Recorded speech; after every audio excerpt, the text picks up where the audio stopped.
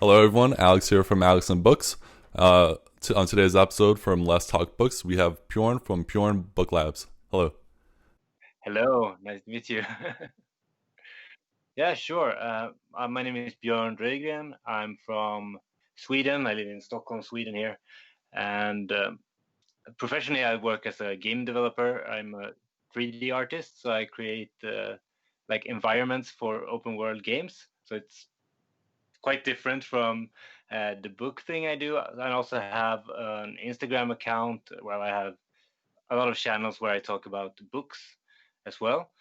And I've been doing that for 4 years now, and since I started to reading really seriously about 5 years ago. So Cool. And was reading something like you said you started reading seriously like 5 years ago? So were you a person that found like books later on in life? yeah, I have always been reading, but it's been very sporadically, or things that I've been forced to read in school, and maybe I picked up one book a year or so. On a good year, I might have been reading two books or so before, but I think it was in 2015 or so that I really started to read seriously. I was actually inspired by Tai Lopez, if you know who that is. Yeah. Uh, Back then, he was all into knowledge and love of genius and books. And he had really good book content, actually. Uh, and I was inspired and thought maybe I can read some more books. I also felt a little bit that I was lacking in some aspects, like in terms of education. I didn't have the best confidence there. Um, so I really wanted to read more, but I also was quite intimidated by it because I've never been a strong reader. I've been reading really slow. I still read below average, and I remember in school as well that I also like skipped words when I was reading in front of the class. There was some anxiety around reading for me, and so I really tried to challenge myself there, and I set up a goal for myself to read 12 books in a year. It was funny because I was actually going through. I found my old Twitter account and started it up a month ago or so, and I saw that I posted about this challenge that I did for myself 5 years ago. I almost forgot about it, and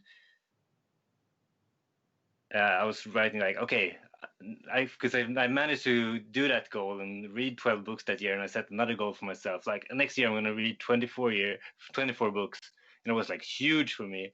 And it ended up actually in 2016, I think it was. I started to try to read 24 books in a year, a lot of nonfiction books because that's what I read. It really excites me to find like a topic that I'm really interested in and really dig deep into it. And I hit that goal early that year, so I doubled it again, and eh, I managed to read in the end 80 books in that year. That was because also I discovered audiobooks, so I could really read all day almost. I was on parental leave as well, so I had a lot of time on my hands for audiobooks, just walking the stroller. So that's how I really got into reading a lot and fell in love with it. That's awesome. Yeah, 80 books a year. That's a lot of books. Even if they're audiobooks, still counts as a reading. And so, what inspired you to kind of like go the next step and start like your book Instagram account? In the beginning, like the purpose of it has changed. In the beginning, it was because I took notes for all my books and I reviewed them, and then I started to also summarize what I've read. And I had all these summaries I had them in notebooks at that time, and I thought it was like a tracking device as well as for myself mostly. So I put up my summaries and pictures of my books on Instagram, and then I discovered that there was this whole community around books there, and I got dragged into that, and that's another aspect of it as well that I thought, okay, if I discuss books with other people, I will also remember better, and so that's how it started. Yeah, and that's like common trend I'm seeing with a lot of like book Instagram, like either yeah book Instagrammers or people that love reading. It's really they started because it's a way for them to like share their passion, but also helps them remember more. Like I share a lot of book quotes and a lot of book summaries, and then I could always go back to them and kind of like remember what I read. So it's good for you, but it's also good for other people. So it's like a win-win situation. And so you've been reading for a couple years now. Have there been like maybe like two or three books that had like a huge impact on your life? It's been many.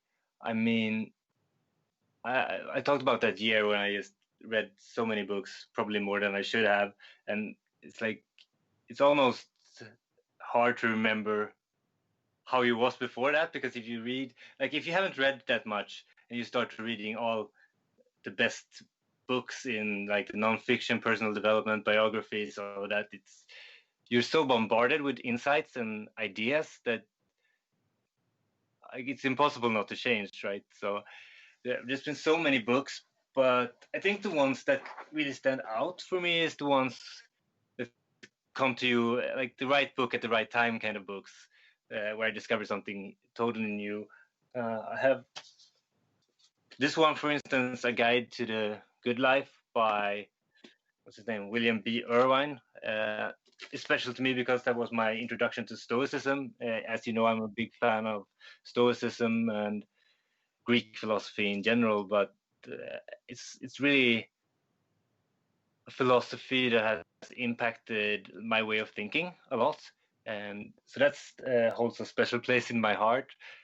Um, there's so many books, but yeah, Born to Run is another one.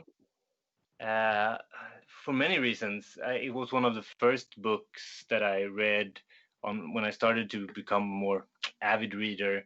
It's like it's written like it's like fiction. It's like the story is amazing, even though it's a non-fiction book. But it's also the book that got me into running, which is like a huge passion for me. I've been running ever since I got the book in my hand.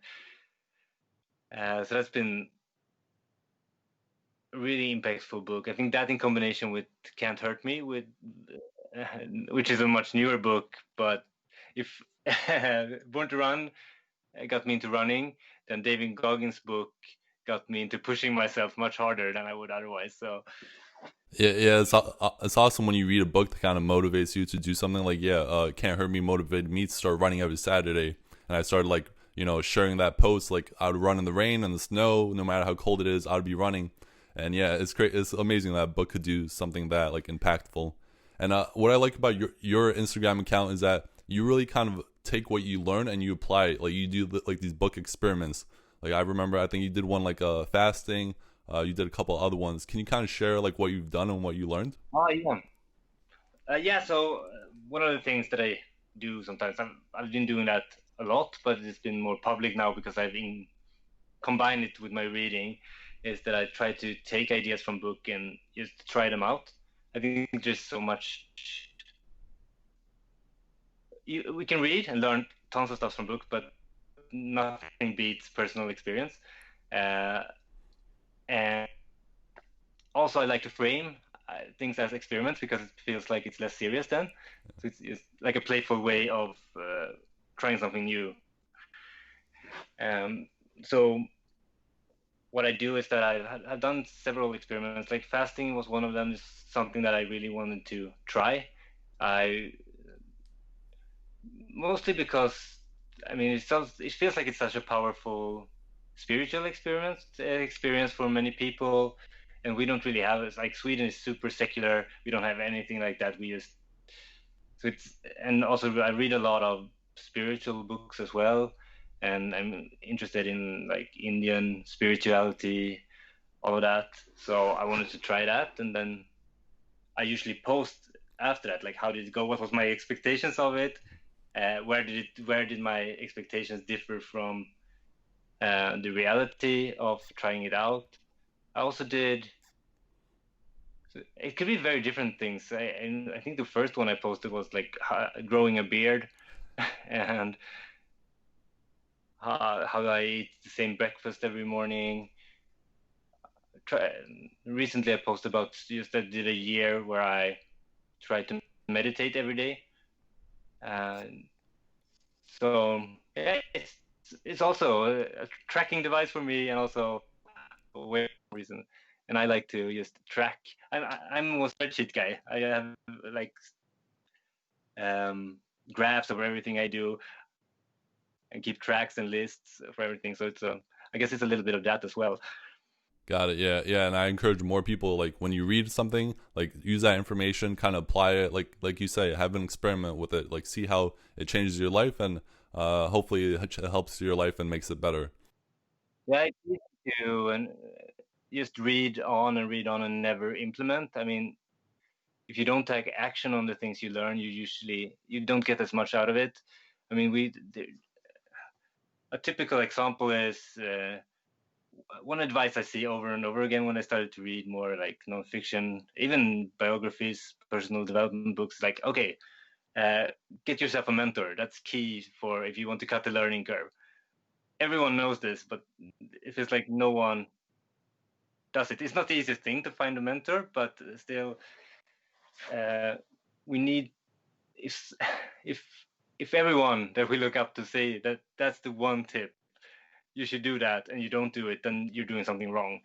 And so that's also part of the experimenting. It's like forcing myself to actually take action on what I read, so I don't become like this, just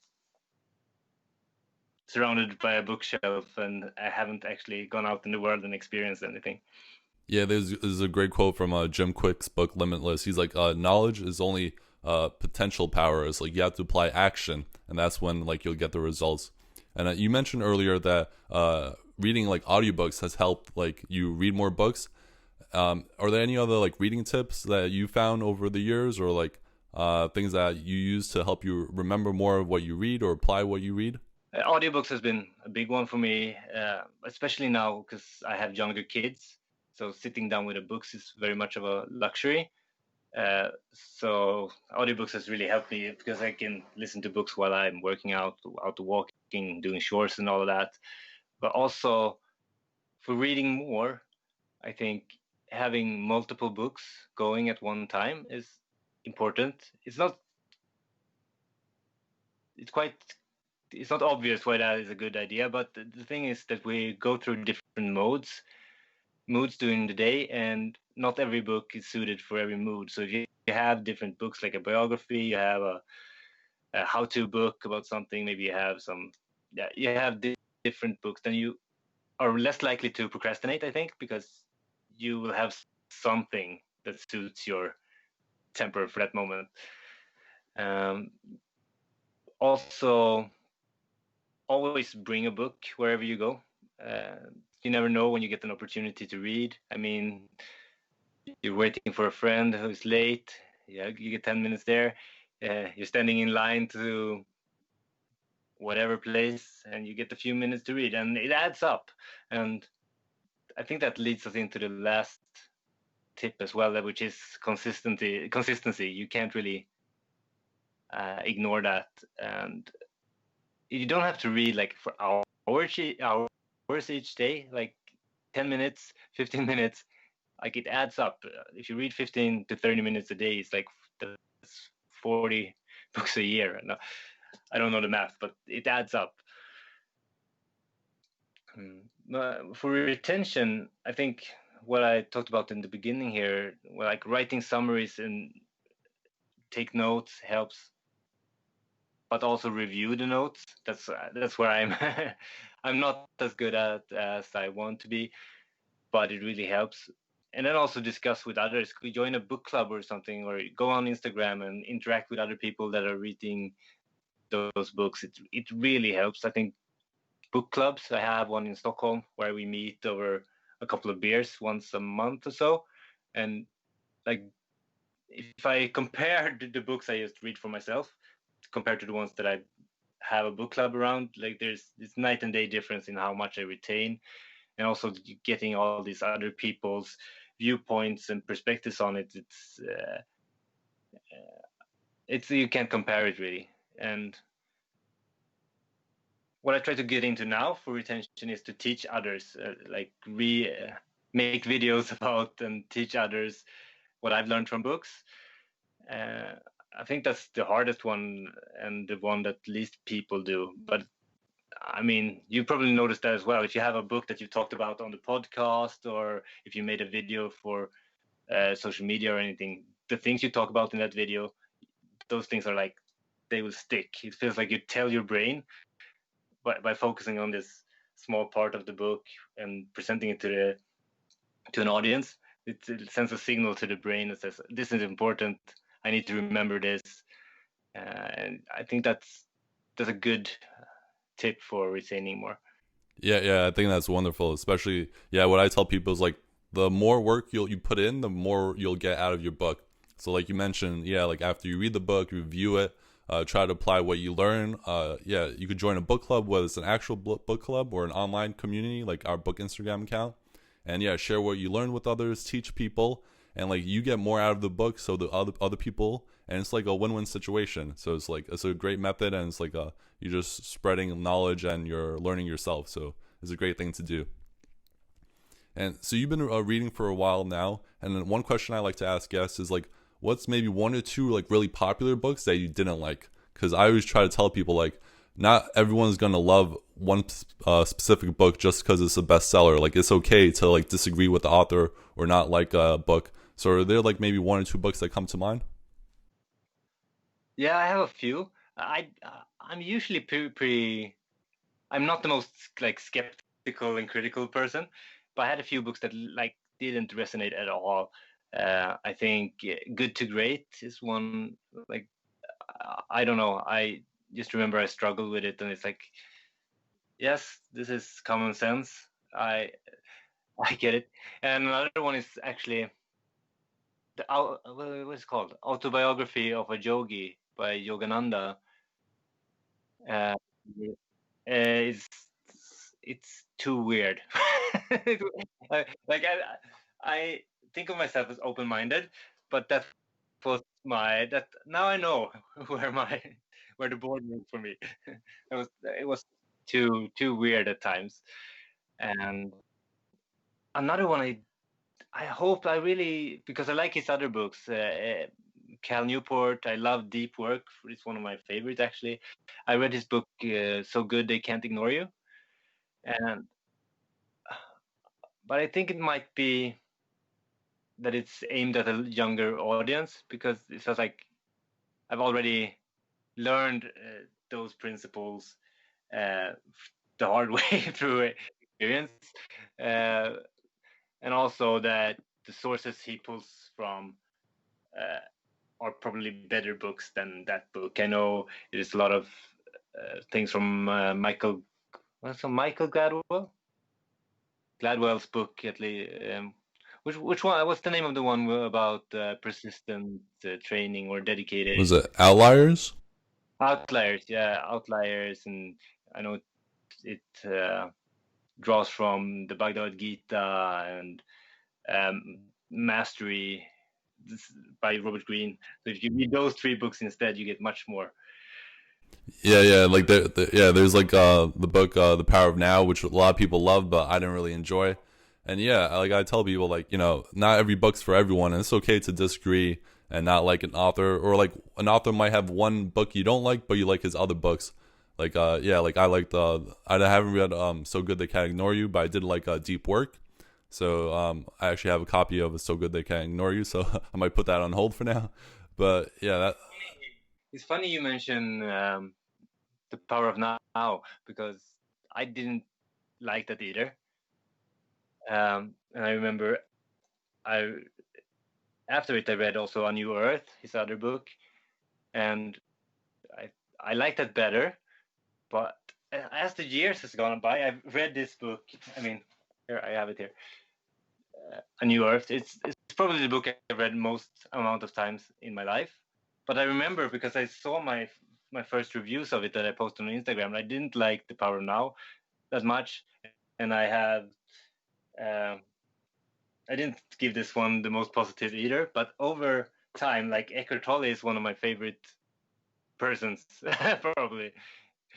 So it's funny, some books grow on you afterwards. I also posted about another book, a psychology book called Women Who Runs with the Wolves, that I kind of struggled with reading it, but still today, it's been like 2 years, and I still think about the stories from that book and the ideas from that book almost weekly. So it's interesting. I didn't like the experience of reading it, but over time, it's just followed me around, and like the value has come afterwards somehow. So, Yeah, that's another cool thing to mention is like as you go on throughout life is like your experience and who you are changes. So like the books you didn't like as a kid, like I didn't like reading The Great Gatsby in like middle school, but now it's like one of my favorite books. So like your views of on books could change over time as well. And speaking of books you did enjoy, have there been like one or two books this year that you really enjoyed? this year, yeah, it's been a few actually. Um, there's so many different genres, but one that was unexpected was The Road to Vegan Peer by George Orwell. I think I took it from a recommendation from Jordan Peterson, actually. It was funny because I was attempting to read more fiction, and I thought it was a fiction book. I picked it up, and it wasn't, so I failed. Um, what was really cool is about yeah, George Orwell. He goes and lives with some miners in somewhere in England, and it's just like he paints this picture of their lives and the work in the cave and like the circumstances they live in. And it's uh, it really shook me. It was like a very very powerful experience to read that book. So that's one I recommend.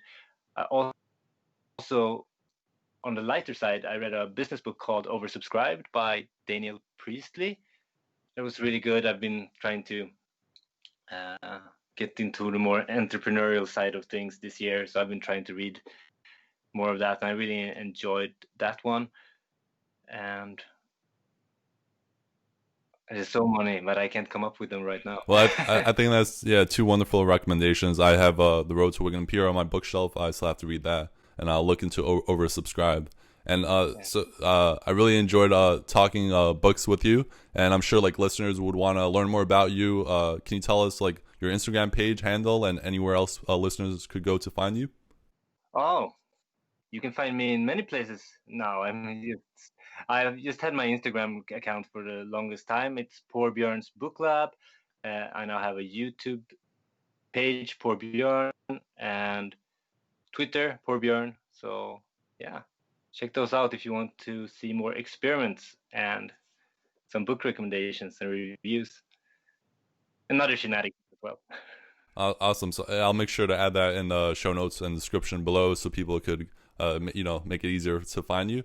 I really enjoyed this conversation. I'm sure listeners also found value in like your book recommendations and reading tips. So I just want to say thank you for sharing your reading journey with us, and I look forward to talking to you again on Instagram. Thank you, Alex.